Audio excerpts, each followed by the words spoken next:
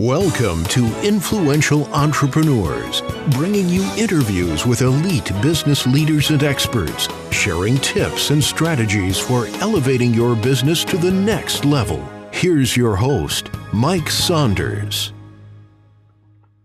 Hello and welcome to this episode of Influential Entrepreneurs. This is Mike Saunders with Marketing Huddle, and today we have with us Tamara Kleinberg, who is the founder of LaunchStreet. Tamara, welcome to the program. Thanks so much for having me today, Mike. Hey, so obviously launch is kind of like that action word of getting something started. So before we get into what that is and kind of paint that picture, let's talk a little bit about your entrepreneurial journey, what kind of led you into that world that you're in, and then what led you to launch LaunchStreet. Yeah, it started, I'll tell you, way back when I was 14. And I used to love fashion, and all my girlfriends would come over. And one day, I will never forget it, my friend Jill was in my closet.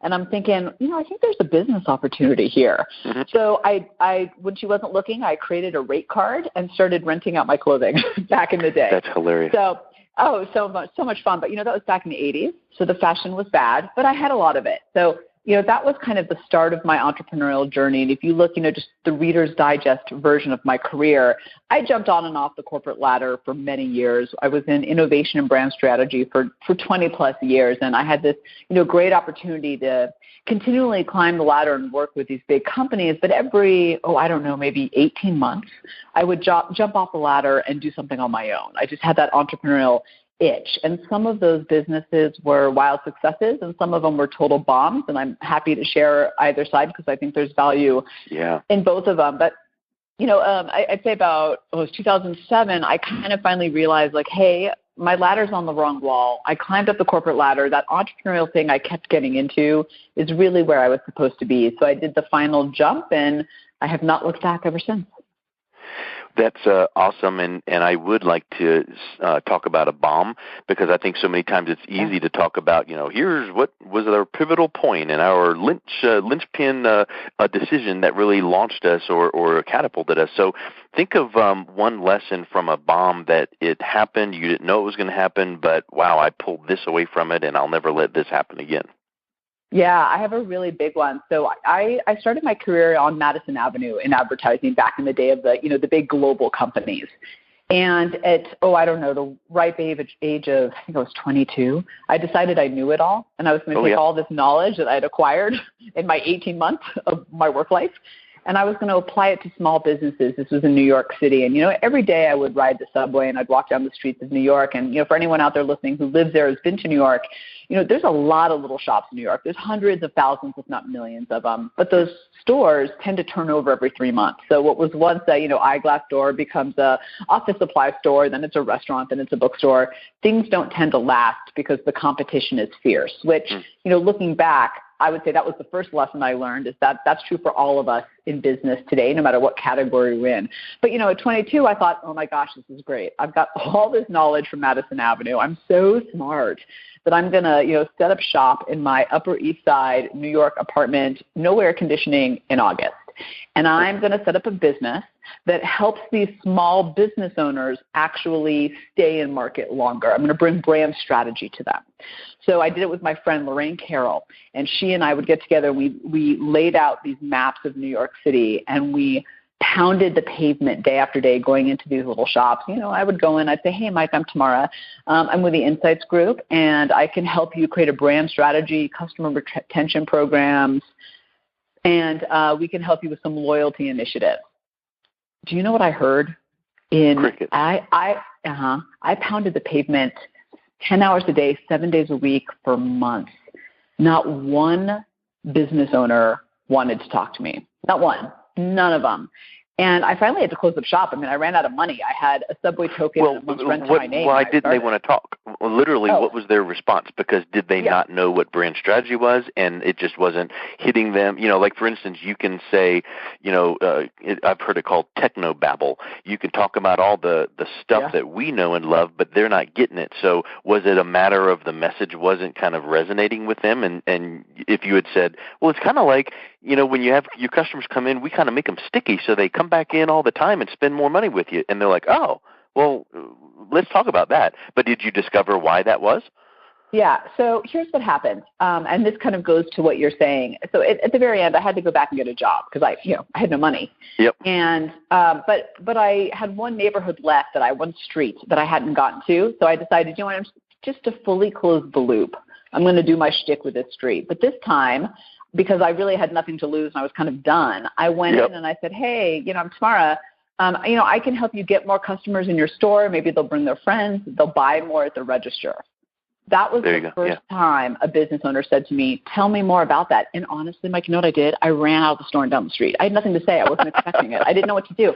But to your point, I think you really nailed it in what you were saying. What I learned is that, to be successful as an intrapreneur in business, you've got to constantly be listening and evolving and tweaking and really paying attention to what's happening around you. I had a plan, and my plan was, this was my plan. This is how I was going to do it. This was what I was going to say. And what I wasn't doing is being flexible. I wasn't being nimble. I wasn't listening to the marketplace. And it was a lesson that I never forgot. And I think that you could probably throw in another few things like it just wasn't your time, or you were too young, or you just didn't come off authoritative and confident. There's all of those things, but I think that it really is a matter of, I'm sure I'll kill the quote, but it's something to the effect of, from Albert Einstein, that says, if you can't explain your thing that a 6-year-old will understand or a 12-year-old, then you don't even understand it. So and many times I've talked to business owners and said, well, hey, tell me, about your business. What's your, USP, your elevator speech? Give me like your 6-second, just boom, what is it? And they'll either hem and haw, or they'll just get into technobabble, and I'll say, now hold on a second. Do you have a niece or a nephew or a son or daughter that's about 10 or 12? And they're like, yeah. I'm like, well, what if they were here right now and said, what do you do all day long at work? What would you tell them? And it's like they look off to the side and they're like, okay, well, I would say, and then now it comes out and it's like, that's it. That is the clarity. Now, once you kind of have that level and the person says, tell me more, how do you accomplish? Now you can start seeding in some little, technology or technical aspects of what you do, because now they're getting it. So I think that message to market aspect is really, really huge. So then at this point now, coming full circle up to today, what is a LaunchStreet, and what are you doing to help entrepreneurs? Yeah, so LaunchStreet is a platform where we help everyone unlock their innovative potential so that they can gain the competitive edge. We help people think differently about what's in front of them, and then they use that to gain dominance in the marketplace. So did you see that? I was trying to be very basic about it. What's that? I said I was trying to use what you were saying. I'm like, okay, let me make sure I say this. Yeah, really. Jargony. Well, here's one thing that I'm going to say is, I think that every so often you see these lists, the top 10 business words never to use again because they're overused, and and whatever those might be. And I've not seen the word innovative on there, but I do see it so much. So when you think of an innovative entrepreneur or an innovative intrapreneur, which I really want to touch on that too, what is the true definition of innovation in what you're doing with entrepreneurs? Yeah, and I will tell you, I'm so glad you brought that up about the word, because I think it's often used incorrectly, or it's thrown around without any real thought of what it means for them and how it's going to add value to them or their company. So I'm glad you asked. So here's my definition of being innovative, is a person thinking differently about what's in front of them to create differentiated value. Simple. You're thinking differently about what's in front of you. That's where creative problem solving, innovative ideas comes in, about what's in front of you. Because let's face it, we all have a box. We always talk about think outside the box. That's the other one that drives me crazy. We need to rearrange the box we have. It's not going away. So how do we think differently about what's right in front of us? Because we know oftentimes, we see it all the time, the best innovation is right in front of us. But ultimately, the goal of that is to create differentiated value in whatever it is that we're doing. Okay, so give me an example of that without mentioning company names or details, but what's a scenario where it was brought to you, you worked with a business, and they were thinking this way, but as soon as you open their eyes to think that way, then things just kind of opened up for them? Yeah, I'll give you an example. Actually, one of my favorite companies here in Colorado is called Footer's Catering. They're one of the largest catering companies here. And, they're a brilliant example of when you talk to Anthony, who's the owner, and he is part of our LaunchStreet community, and I've worked with him for many years, and their company has taken the IQE, which we'll talk about a little later, the assessment. and as well as other work with me. When you talk to them, what they think differently about is everything. So you drive up to that building and it looks, their location, it looks different. You park and there's a thing that says like, for the awesome person showing up, Tamara. When you walk in, it's not that the food isn't good. It's not that the service isn't good. All of it is amazing, but that's cost of entry. There's a million other caterers out there. Yeah, you better have darn good food to be a caterer. I mean, that's just getting your foot in the door. That's right. So, and I think oftentimes we as entrepreneurs go, well, I'm going to make something that's better, stronger, faster, smaller. That's what I call the trap.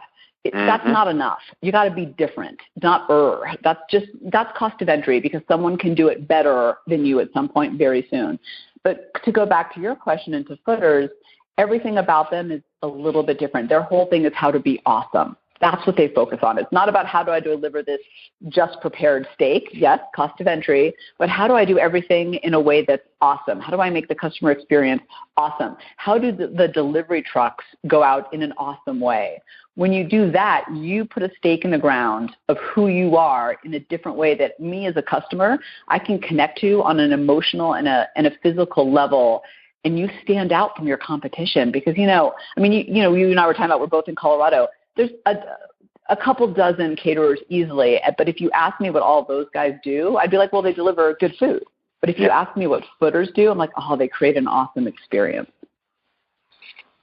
It's funny you mentioned that because years and years ago in the banking industry I was in, I remember going to some seminars where people were talking similar to that, and they were talking to financial advisors, and they would say, okay, rather than just bringing them into the waiting room, bringing them into your office and the conference room, and then coming in and jumping right in, have a few things like, and it was interesting you said, the parking space, but it's the customer, the client experience, and they would say, have a board that your secretary every day updates with, like whether it's a digital or whatever, but, today we're welcoming VIP, guests so-and-so and have the names, at 2 o'clock this, 3 o'clock this, and then bring them into the waiting area and offer them a drink menu. Not say, would you like something to drink, because the answer is no, but say, hey, here's our complimentary drink menu. We have waters and teas and coffees and whatever. What can I bring you? So then it's kind of like the presupposed, I'm going to give you something, which then gets into some psychological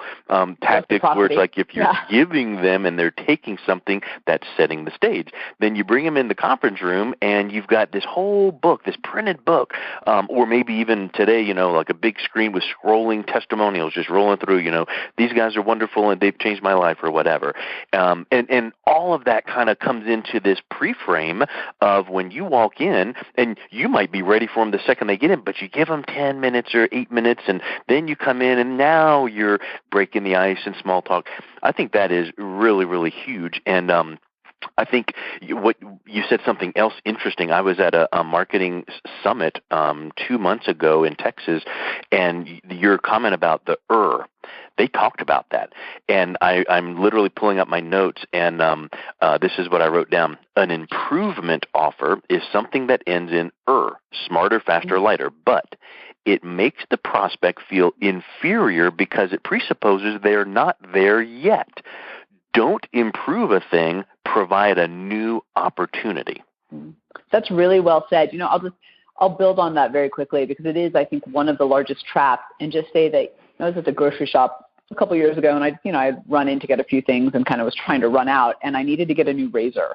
And I stopped in that aisle, and I was looking at my options, and I was like, oh, my God, do I want 2 blades and a pivot head, or do I need 3 blades and a moisture ribbon? Do I want a flexible head, an ergonomic head, 5 blades, stainless steel?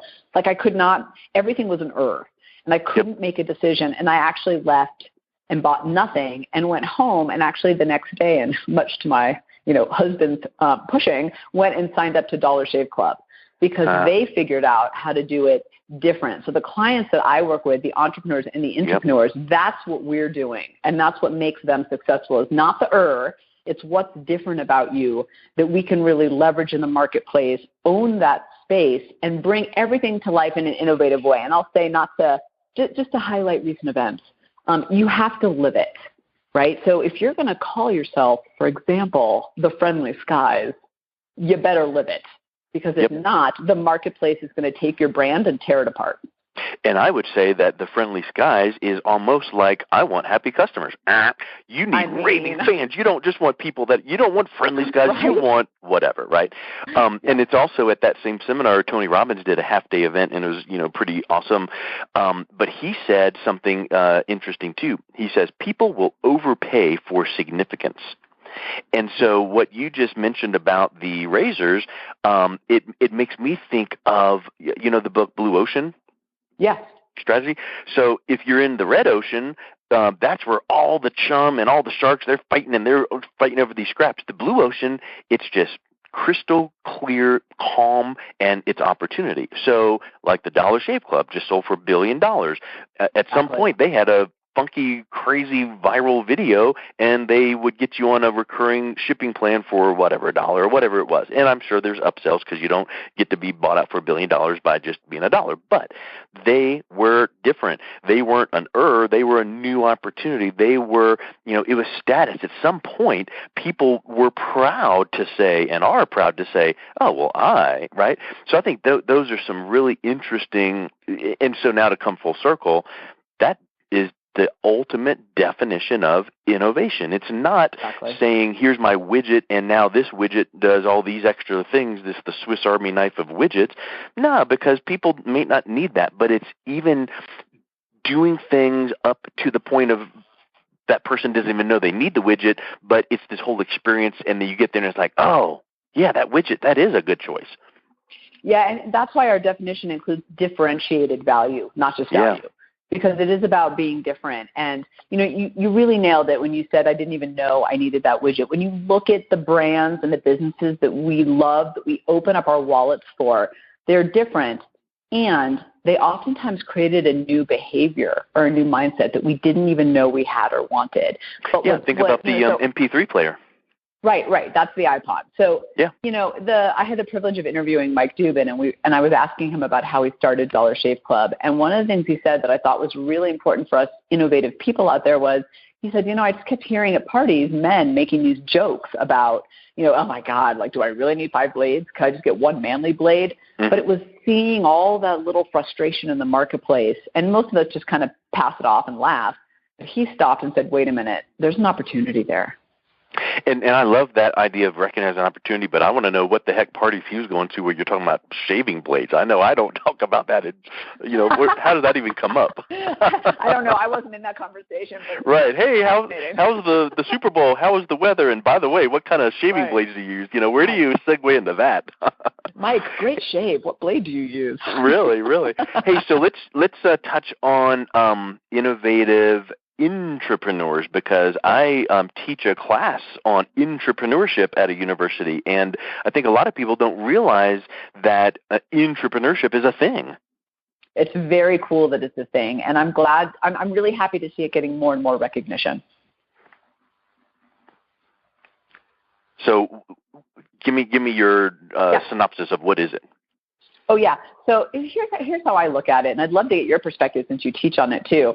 So, it's funny. I looked it up online because I knew we were talking about this. Say, what is if I type in what is intrapreneur, what comes up? And I actually didn't quite agree with that definition, which said that it was someone who promotes innovative marketing and products. I think it's a lot more than that.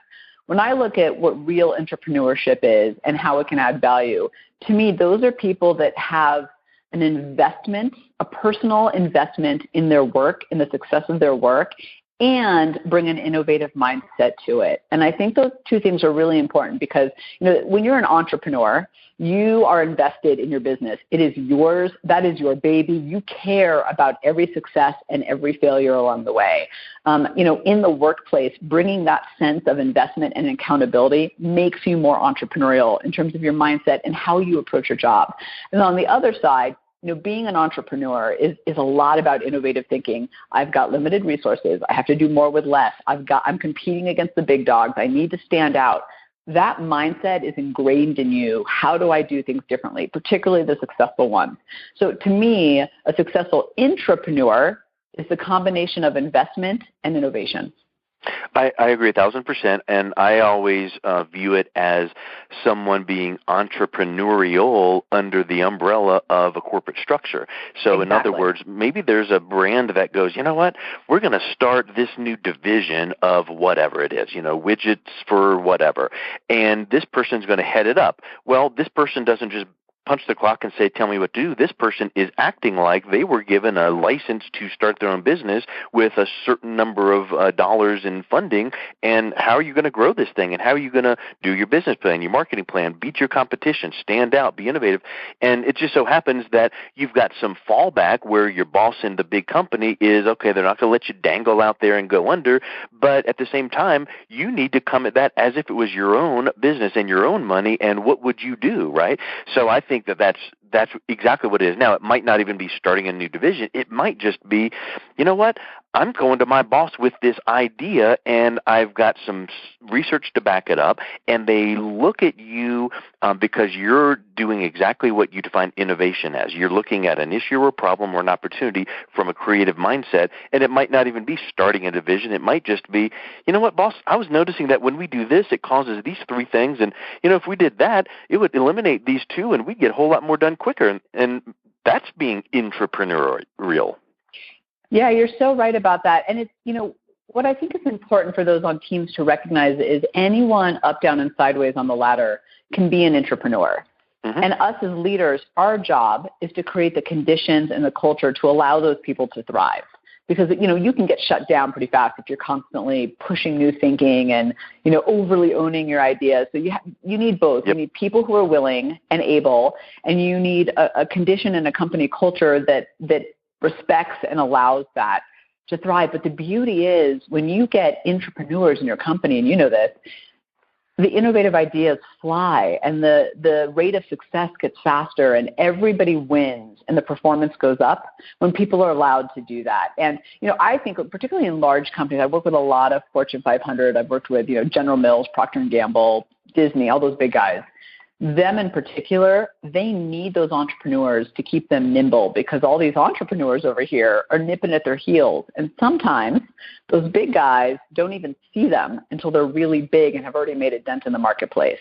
So we need entrepreneurs in companies, too, to maintain that entrepreneurial spirit in places it tends to go away.